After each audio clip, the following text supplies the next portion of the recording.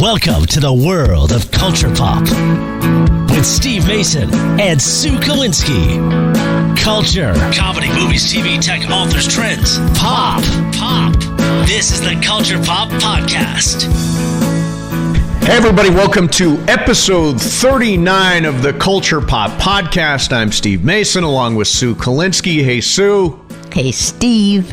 We get to talk about a really interesting movie today with a fascinating guest. Our guest is a prolific filmmaker and film executive. He was the CEO of Focus Features, where he oversaw the production, financing, and worldwide distribution of movies like Lost in Translation and Milk and Eternal Sunshine of the Spotless Mind. He has been a writer or co-writer for movies like The Ice Storm and Crouching Tiger, Hidden Dragon. He has produced films like Brokeback Mountain and Casting John Bonet. He made his directorial debut with 2016's Indignation, based on the acclaimed Philip Roth novel, and his current film is The Assistant, which he produced. It was directed by Kitty Green and stars Emmy winner Julia Garner. Mr. James Schamus is here. How you doing, James? Thanks very much for doing this. Thank you for having me. So, I kind of want to go back to the very beginning with you. You're a fascinating guy with just an amazing career. Where did your love of movies start? Yeah, I think really, like with many folks who get in the film business, it starts with a love of that you have from childhood to escape whatever childhood you happen to be in at the time. So I think my love for the cinema started precisely with that sense that on Saturdays I could go to a triple feature for 99 cents at the Coronet Theater and pretty much escape whoever and whatever it was I was escaping at the time. What was your earliest favorite movie? I can tell you there are certain memories that attach themselves to images and moments for budding cinephiles that have very little to do with the quality of the overall cinematic experience. Certainly mine probably goes back to a moment when I ended up in the front row at the theater to see the latest Batman movie and realized that it was in color, since I'd been watching Batman on TV, on a black and white TV as a kid. And the colors were so resonant and vibrant, and the characters were so much larger than I was used to interacting with on this gigantic kind of vacuum tube box that was our TV at the time growing up. And I thought, wow, this is pretty amazing. So you grew up in Hollywood, actually went to Hollywood High School, right? Yeah, I grew up in Los Angeles and bounced around like many families and kids do in LA, especially during that period in the 60s, and ended up attending Hollywood High School there on the corner of Hollywood and Highland. For those of your listeners who are unfamiliar with the topography of that particular part of the region, we should point out that Hollywood High is not exactly Beverly Hills High. It's kind of more like, especially in the early 70s, I would call it more like Times Square High, if you ever saw Taxi Driver. Yes. And how did growing up in Hollywood sort of inform your future as a filmmaker? It's hard to say. I mean, everything informs everything, of course, when you're growing up and you land wherever you land when you're older. But I would say this, that being in and coming of age at a time in Hollywood, when Hollywood wasn't Hollywood. In other words, Hollywood is a sign. It used to be Hollywoodland. It's an idea, right? We talk about Hollywood cinema. We don't actually talk about American cinema that much, right? It's this kind of abstract idea. And so when you're growing up in a place like Hollywood at that time, and I think still to this day, you tend to be growing up with a lot of people who are outside of the gates to an industry that remains as far away from them as it does for people in Topeka, Kansas, right? Except for one difference. There's enormous desire and fantasy that's fueled precisely by the disparity between the reality that you're living in and the fantasy that you might have. So, I didn't really grow up in or even around the business, but I did grow up in and around people who dreamed of that business. What was your first break into show business? Yeah, honestly, there was no particular break per se, except just a lot of little tiny, I would say, cracks in doors. To be honest, I fell into this business more or less by accident.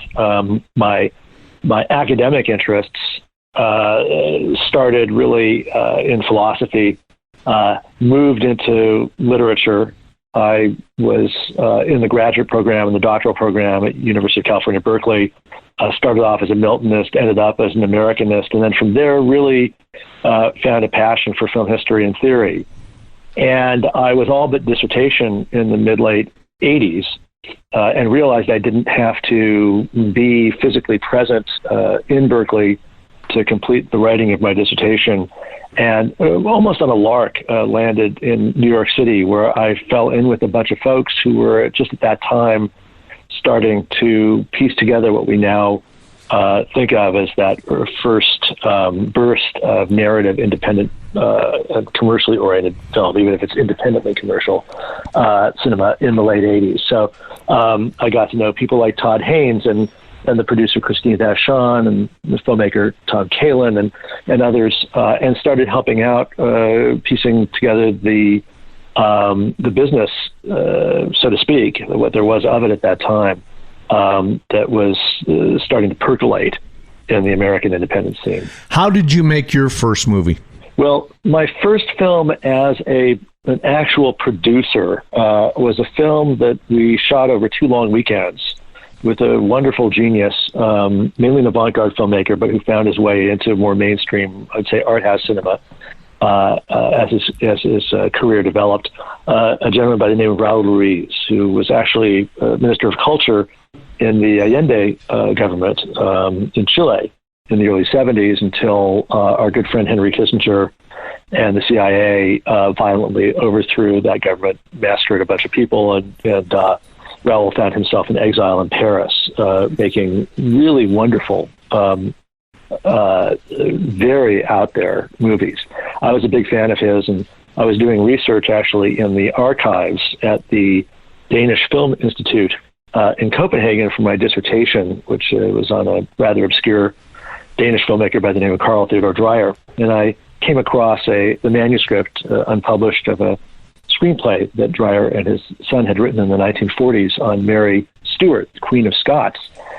And I thought, oh, well, I've got this train ticket, and there's this guy I'm a huge fan of in Paris, and I've been interning for a producer at the time in New York. And I kind of made contact and wound my way down to Paris and met Raul. And he said, sure, I love Carl Theodor Dreyer, let's do this. It never happened, but he ended up on a fellowship at Harvard the next year. And I was able to throw together a very ragtag and motley crew of young filmmakers. And he would take the train down and a couple long weekends and for about a week of prep. And we shot a film called The Golden Boat. And it had little walk-on moments by people like Jim Jarmusch and the director Barbet Schroeder. We had members of the great New York theater company, the Rooster Group, who I'd been working with at the time, just more or less volunteering, and then a little bit on staff. And Annie Sprinkle, the great porn star, whose dressing room we actually were using as our production office at a performance space called The Kitchen. So it was a wonderful time to just dive in with both feet, so to speak. Because I was diving, I wasn't jumping, and who knows where I was going to land. And it was great. We shot it in 16 millimeter, and it ended up in the New York Film Festival and a lot of other festivals. And losing, a not substantial sum because it didn't cost a lot. Which I then, after I actually started making money with movies, especially with the earlier films that I did with Ang Lee, I was able to pay off, but it took a while. So I think you made 10 movies with Ang Lee, or have made 10 movies with Ang Lee. Yeah, I've lost count. I think it might be 11, but you're probably right. It's 10. How did you originally meet Ang Lee? Well, at the time, scrambling and putting together kind of odd jobs and odd projects in New York, I connected with a gentleman named Ted Hope, who's since gone on. Now he's one of the heads of film at Amazon. At the time, we formed a little company called Good Machine and put out a shingle advertising that we could make movies not at low budgets, but at no budgets, or as close to it as possible. And Ted was very fond, he still is, I believe, of making lists. And so he would make lists of things like people who made great short films at film school, but in the last 10 years never made a feature. And on that list, Ang Lee figured prominently. 6 years prior, he had made a wonderful short at NYU called Fine Line. It was actually Chaz Palminteri's first film. So I watched the VHS of it and thought, this is great. This guy's amazing. Whatever happened? This guy should be making movies. And we called his then agent at the time, who was actually a wonderful person, who said, "Oh, well, you guys do these no-budget things, and Ang has got a development deal at Universal, and he's got this thing with Giancarlo Giannini, and he's got that, and I don't think this is really, he's not up for this kind of thing." And oddly, 2 weeks later, we got a call from a guy named Ang Lee saying, "Hey, I just won a screenplay award in my native Taiwan. I have a very little money. The company's this award, but people say that you might be able to make a movie for this amount of money." And we're like, "Sure, come on in." He had not known that we had tried to reach out to him just a few weeks earlier, and he came in and pitched, so to speak. I mean, Ang can't pitch his way out of a paper bag, of course. He's a director, he's not a salesperson, and he spoke to us at great length about a film that eventually became his first feature called Pushing Hands, 2 So how did you become the CEO of Focus? Now, I'll tell you, my experience in the movie business is actually as an exhibitor. I owned a 10-screen art house out in Palm Springs called Cinemas Palm Door. I know it well. And one of the most significant films that we ever played, it might have been the number one grossing film that we ever had at those theaters, was Brokeback Mountain. But Focus was a lifeline for our little business. How did the Focus piece of your career happen? Yeah, that piece, as with most pieces, was more or less accidental. And I should say about that, your theater, and I know that it was the subject of ongoing unfortunate battles with some of the bigger chains and litigation and all that kind of stuff, right? With yes. What we call in the business clearances. Yes, sir. Which is, I know your listeners don't know much about that part of the business, but it really is and continues to be so essential to support independent movie operators and owners and theaters in the struggle against the kind of monopoly encroachments that these bigger players have on there. And of course, you were a bellwether for those battles, as you well know. Oh, yes. But back to the Focus piece. We had run Good Machine for over a dozen years, and I had built up in that time capacity both to produce, develop, but also really to pre-sell internationally, which at that time was a vibrant business. You could pre-sell your film territorially to the United Kingdom, to Japan, to Spain, Germany, Middle East, to independent distributors who often had deals behind them, output deals with television stations and video companies. It was a vibrant business, and we brought on as a partner a gentleman named David Lindy, who had helped create, in fact, the structures for that independent international film sales business when he started working way back in the day, way back in the day, at a little place called Miramax. David now is the president of Participant Productions, which is associated with a number of Oscar-winning, really great specialized films and television programs too. So we were rolling along with that, and there came a time when you get to a place where it's that grow or die, or what are we going to do next moment. And at that precise moment, the folks at Universal came by and said, "Hey, look, we have a specialized film division that's not working for us. You actually help finance that because you sell a lot of their movies internationally.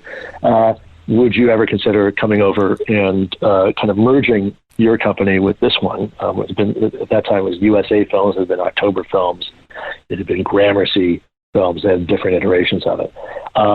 And we thought about it and said yes. So one morning I woke up with my friend David Lindy, and suddenly we were running a studio.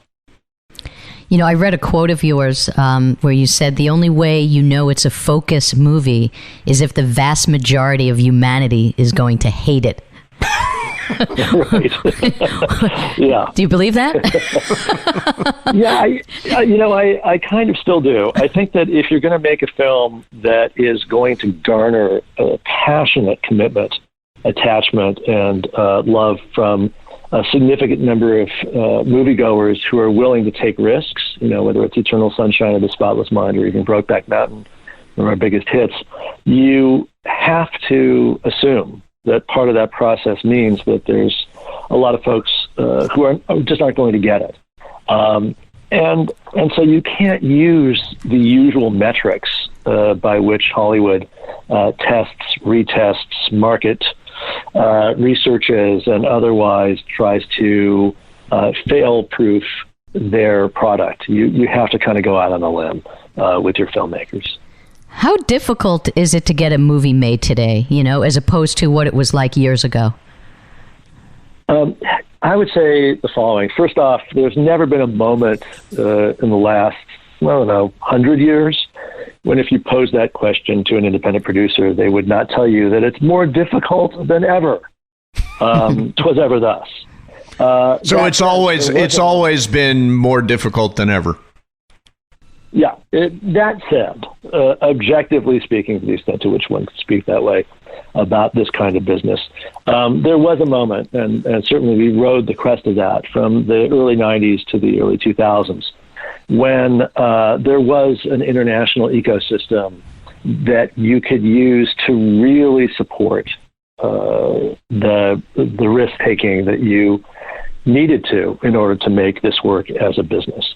And there is no question today that that ecosystem under really the full force of not technology and not changing viewing habits and none of that, but I would say the full force of monopoly capital is under enormous strain. So the financialization of everything, but certainly the financialization of this business to a degree that we probably haven't seen really since after the Great Depression. It started in 1929 in the coming of sound, when there was an enormous consolidation of the film business and a kind of takeover of it by the banks with the transition to sound. I think you're seeing something very similar today. So I am a really strong proponent of continuing to have film in brick and mortar movie theaters, and Netflix has sort of disturbed that model to some degree, actually significantly, I think. What's your view of what Netflix is doing? In other words, for people that are listening, Netflix will often make a film, and it will play for a few weeks in theaters and then immediately go to streaming, which I think diminishes a movie's value in terms of seeing it the old-fashioned way in a movie theater. What's your view of what Netflix and Amazon are doing, and sort of that idea of longer windows for movies? It's easy to vilify the streaming services as the source for the current woes in the theatrical distribution exhibition environment. And I'm not sure that framing is actually helpful. In other words, if they want to make a big movie and put it up on their streaming service, God bless. The issue really has to do with where and how the valuation within the ecosystem is made, and where the return on all that effort and creativity and capital is realized. And once one realizes that in an Amazon world, for example, the film is not a product that it costs X amount to make and then you circulate the product in ways that allow you to extract X plus Y and see a profit, or X minus Y and see a loss.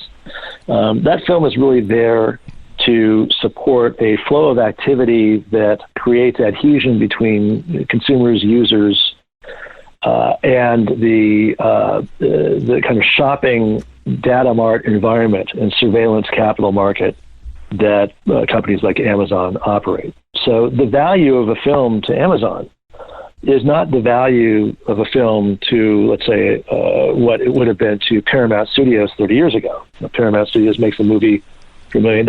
They support it with marketing for $1 million, keep half of that, they get $2 million back, and then they sell the TV rights or whatever and make a profit, right? Mm-hmm. For Amazon, it has nothing to do. That model doesn't make any sense, and it's irrelevant. For Amazon, the series of the film is really an advertisement. It's actually marketing itself. That is to say, it's saying, hey, you're a Prime member. Here's a Prime experience. Stay with us because we're now gathering data about you and your likes and dislikes, and we're going to use that data to hone our ability to manipulate your online experience and sell you stuff and make a profit, right? And so it is the data valence economics. It is the data surveillance economics that are driving a lot of this marketplace, and they're moving a lot of what we used to associate with the theatrical experience online. Will there be, because I wonder about this, and obviously, we've settled our litigation and sold our old theater in Palm Desert. But will there be movie theaters in 20 years, in 30 years, or are we going to experience, is this technology revolution going to render them just extinct? No, I think, look, a few things to say to that. Number one, if you look globally at the way in which the theatrical experience is shaping itself, and again, there's disruptions and there's blips on the screen, and there's political issues, and there's the coronavirus and a lot of other things. But think about this. I mean, movie-going has actually increased substantially the last decade, even 20 years, if you count the former Soviet Union and China. Right? And in fact, audiences have been getting younger, so that you have new generations coming into the theaters. It's not happening as much here, and there's innumerable reasons for it. But there is no reason to suspect that the theatrical experience will not remain a healthy part of audiovisual culture globally going forward. What will the nature of that experience be? Well, we see right now what it is. It's primarily clustered around event films, the Marvel pictures and the Star Wars and those, with a fairly healthy overlay of a few breakout specialized and adult titles. In other words, the Academy Awards are a reminder every year that there actually are a fair number of pretty exciting and interesting films being made by exciting and interesting filmmakers, and those continue to get recognized and achieve some kind of genuine success.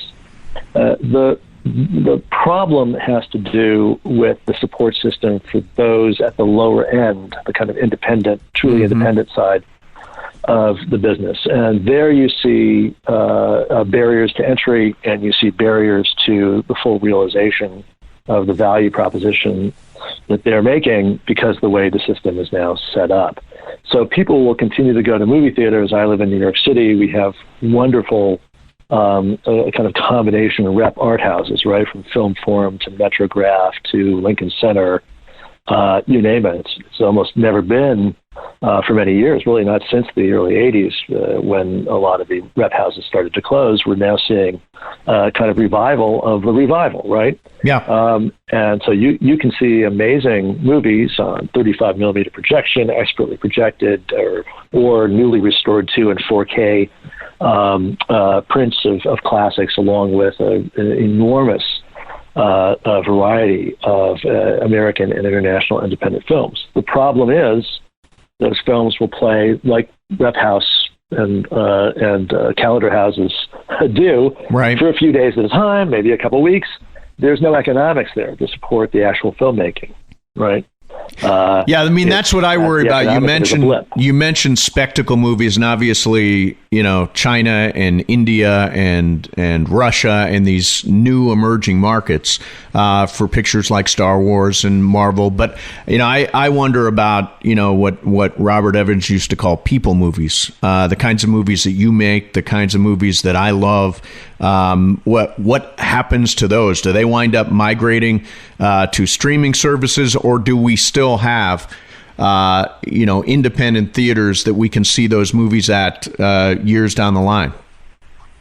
Yeah. Well, again, I think it's a mixed. No one can really make these predictions, but I do think it's a mixed picture, and for the moment, a fairly sad one for again the lower rung. That independent run of filmmakers trying to, get their investors' money back, even how little there is. But again, this past year you had films that broke out like The Farewell, like Parasite. It's not as if they are completely disappeared, right? And you have emerging at any given time or established now distribution companies that are trying to make a go of it, like Current Environment, Neon, and A24, and others, and Bleecker Street. So you still have that struggle happening. It's not as healthy, it's not as vibrant, and it is more precarious than it's ever been, but it's still there. It certainly is still there. And you have to remember, take a look at the long history of these kinds of discussions. That is to say, a discussion between, on the one hand, these monolithic, huge event feature films, right, and or just feature films in general, and the kind of see it when you want to see it, where you want to see it, how you want to see it, cheap on the fly, often serialized, right? We think of that, we associate that with television, serialized entertainments. And you realize if you go back almost exactly 100 years in American cinema history, the exact same discussion was happening, the exact same paranoia about the end of the film business. And in fact, if you go back and look at the trade magazines, Moving Picture World and such, not Variety back then, but although it was coming, you will find the heads of motion picture studios predicting the end of the film business as a result of similar changes in the industry. Carl Laemmle, the founder of Universal Studios, right? Yep. Is putting out full-page ads, I kid you not, full-page ads, telling exhibitors, we're dying, it's over, our industry is gone. This is 1917, by the way. He's taking out these ads. Wow. He's saying, the film business is over, and he's using headlines like, quit smoking dope. You've got to help us save the film business. Now, what was the thing that killed the film business? And by the way, he was right. The film business, as Carl Laemmle knew it in 1917, was virtually wiped out, destroyed within a year and a half. But here's the joke. What is it that he was arguing against? What is it that he thought was going to kill the movie business in 1917? You'll be surprised what the answer is. It was this crazy foreign thing called the feature film. Because the American cinema in 1916 was basically 1 hour programs of 5 one-reelers, running each around 10, 12 minutes. You'd have a comedy. You'd have a Western. You'd have essentially a newsreel or an actuality. You'd have a sing-along. It was variety. It was cheap. You didn't have to know when to enter the theater and when to leave because you just go in any time. Whenever you wanted to see it, you just go see it, right? It was serialized, right? The Perils of Pauline.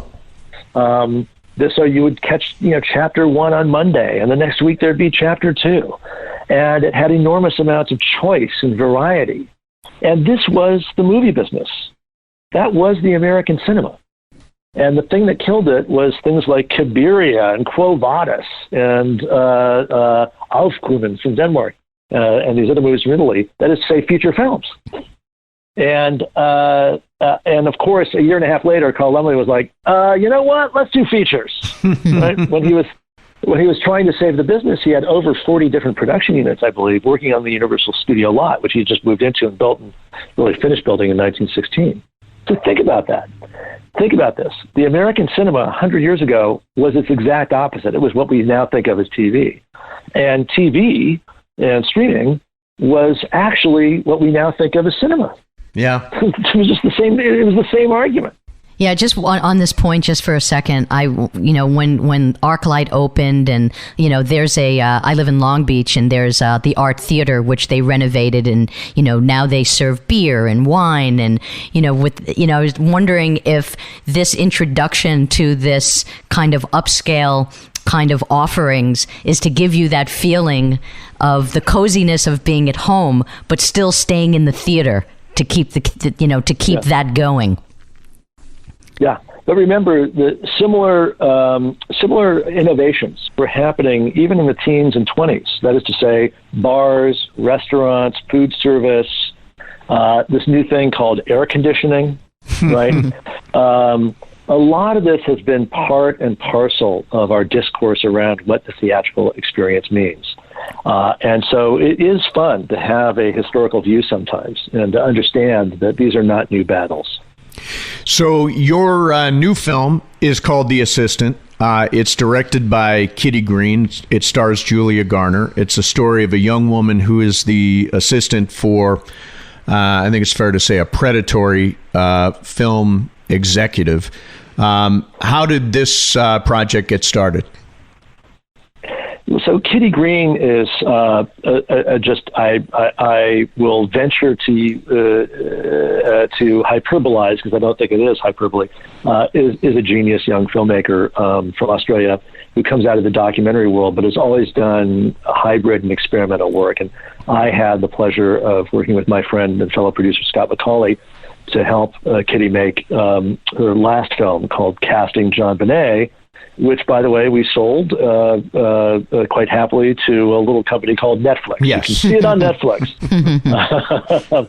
And this was a documentary in which she went back to Boulder, Colorado, 20 years after the murder of young John Benet Ramsey, and engaged a lot of folks in the local community to help her kind of understand and come to terms with the legacy and the mythology of it by, in a sense, asking people to audition for various roles based on the real people involved in that case, and then filming those auditions with people's approval, and then also interviewing them about their theories, and then eventually recreating, creating a kind of poetry of recreations of possible resolutions and understandings of that crime. So after that, Kitty decided that she was going to embark on a project that would deal, unfortunately, with an experience and out of an experience that is all too common and one in which she shared. That is to say, the experience of sexual harassment and assault. And her initial impulse, and in fact, it was more than an impulse, it was many months of research and travel and study and interviews, was to focus on issues of consent and power and sexual assault. In the midst of that, she happened to find herself at Stanford University one day, working with and interviewing and talking to a group of women who were using performance to deal with precisely these issues.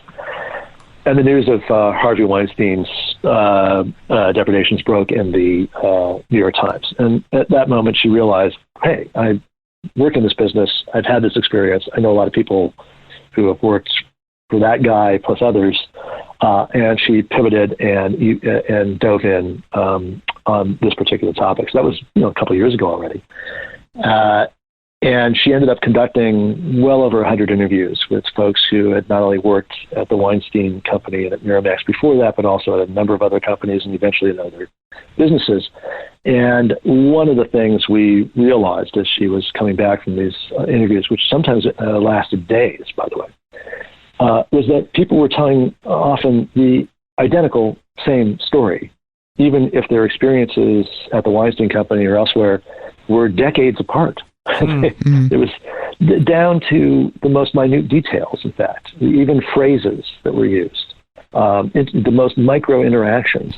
And you realize that the sheer mass, weight, volume of repetition at the tiniest level indicated and confirmed for us that the movie that Kitty was going to make was not a movie about an outlier, monstrous, horrible boss, inspired by, as they might say, Harvey Weinstein, but rather on an entire system that allows for these kinds of experiences to be reproduced again and again and again and again over decades, right? And so the system became the subject, in fact, the antagonist, maybe even the protagonist of the film, which eventually became the assistant, and which we premiered at the Telluride Film Festival this past year, and then brought to Sundance, and just most recently to Berlin. The brilliance and the intense creepiness of the movie, I think, is that we never actually see this Weinstein-like character. We see the results of what he's doing, and we see the toxic work environment, but we never actually see him. Talk about that decision that Kitty went with, because I think it was a surprising one to me as the story moved along. Yeah, I mean, on one level, that character joins a panoply of famous movie monsters, right? Who are scarier in their invisibility than they often are when they're depicted on screen. And part of it was an attitude that we had that Kitty certainly led the charge on, which was, these dudes have had enough screen time, right? What if you just didn't make it, didn't even grant them the honor of even being the baddie, and that we really wanted to depict something invisible. I'd say if you walked into the offices of the Weinstein Company, and I did a couple of times over the course of 30 years, I had to go in there to do some meeting or this or that or whatever. You don't see it. It's not something you see, but it informs everything, right? It conditions every experience that every single person in those spaces is having, even if they're not saying it, even if they're not pointing at it, even if it's behind two sets of closed doors. And I think that decision was crucial to both the aesthetics of the film, as you said, the kind of amazingly effective, almost horror movie feel of the restraint that went into that decision, but also its politics, not just the aesthetics, but the politics. That is to say, it's time for people to look around and look at themselves and stop thinking that if you just put Harvey Weinstein in Rikers Island, you've accomplished all you need to accomplish to address precisely not only what he was, but what he actually represented. I really, what to me was so effective in the movie is the voyeurism of hearing like snippets over the phone, where you didn't hear you couldn't hear everything that he was saying, but you knew what he was saying was the pieces that you could pick up were really horrible. And even in the kitchen, there were two women who were talking in earshot of the main character, and even in those moments you can kind of hear a few things here and there, but you couldn't hear the whole thing. And it really is, like, you really felt like you were there, because sometimes you're in an office and you're not hearing everything, and it was so effective to me.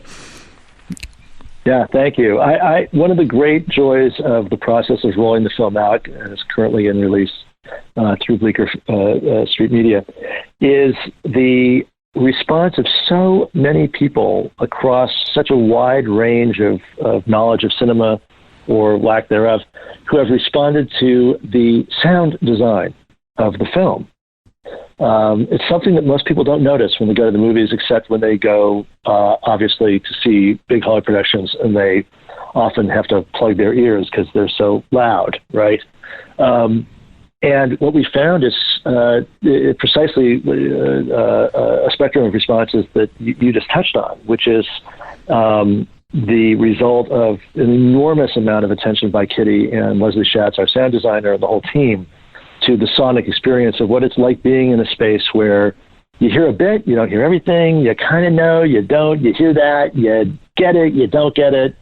It's ambient, but no, it's not. It's in your consciousness, but you're trying to keep it out. It's coming from different sources, a little thing on your desk called a phone, or behind a door, or in a hallway.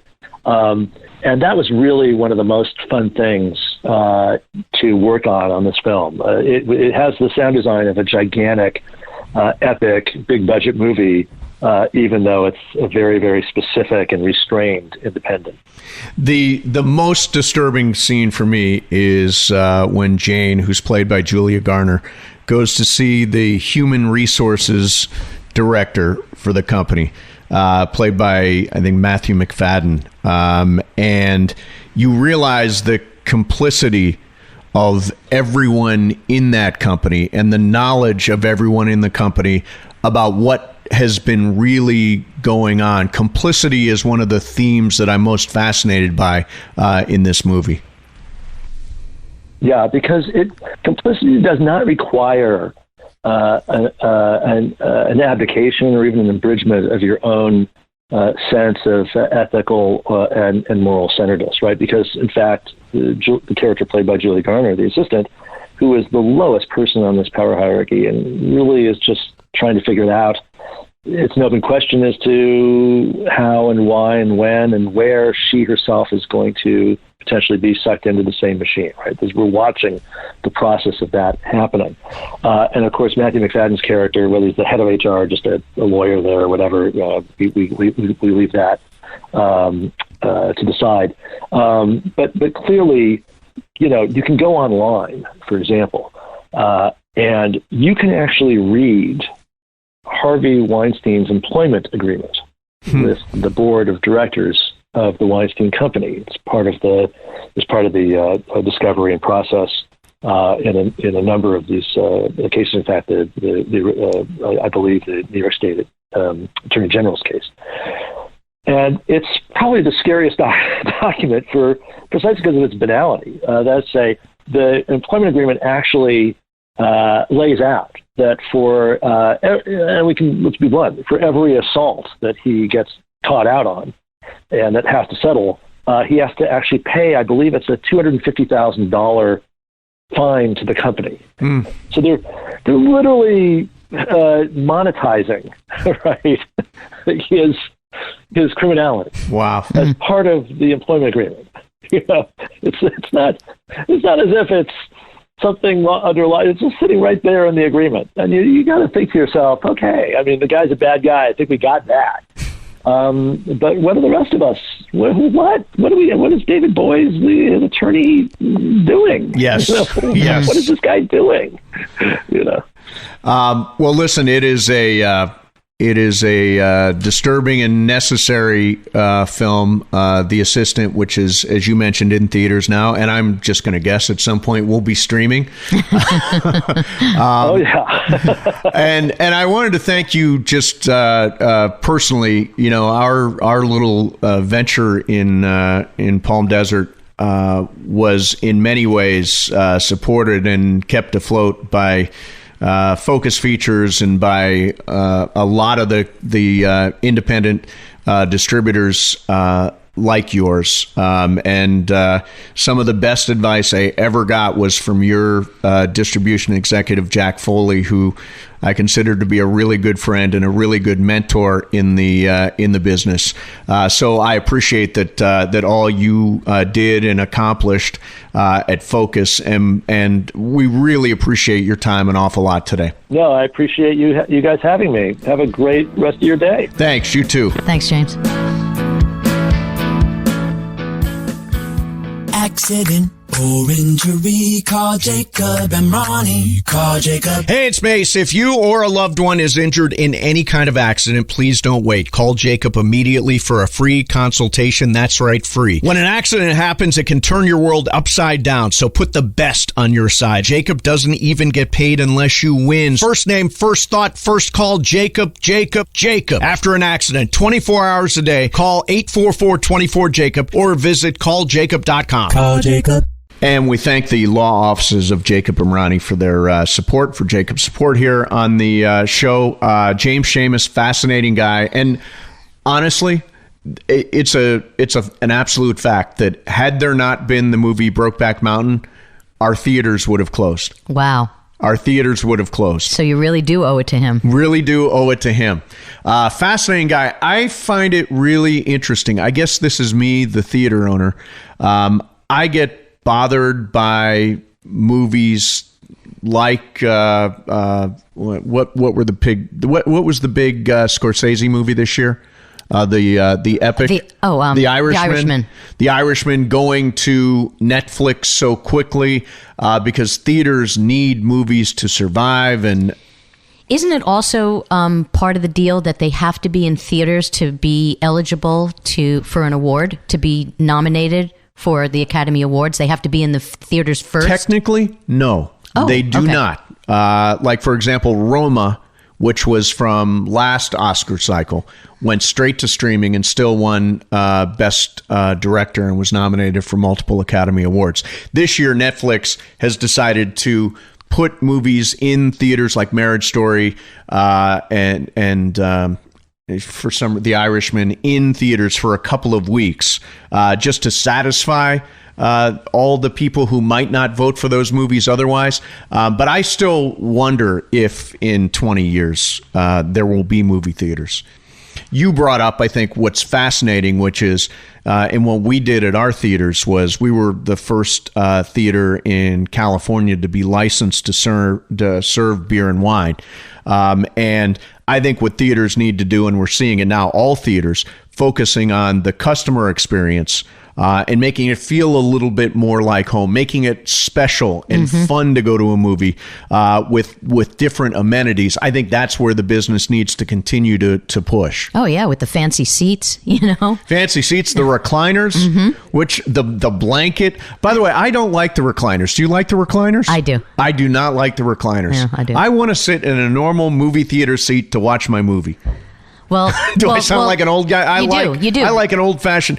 Well, because you're talking about the coziness. I mean, I don't have a lounge chair in my house, but I lie on the couch. Yeah, you know, so it's very comfortable. I just nod right off. I'll just go to sleep. My mom and my not stepdad Leo, they go to the movies and they go to the recliner seats, and Leo never stays awake for a movie. He just nods right off. He's out of it. Yeah, but for the most part, I would rather be home watching a movie. No, see, I would much rather be in a theater with my popcorn. Right. Well, you can have popcorn at home. Yeah. And it also depends on what the film is, too. I mean, I think that there are certain films that lend themselves to a giant screen. Right. But you watched The Assistant. At home. At home. Did you watch it on your phone, on your TV? I watched it on my TV. On your TV. Yeah. You've watched other films on your phone, which I don't think even counts. Well, the only reason why I watched it on my phone is because I couldn't get it on the TV. I was having an issue with technical problems. Technical problems. Yes. Well, we appreciate James doing that, and that's some fascinating stuff. Don't forget to subscribe, rate, and review the Culture Pop podcast, and we will see you next week. Be sure to subscribe, rate, and review. We'll see you next week for an all-new episode of Culture Pop.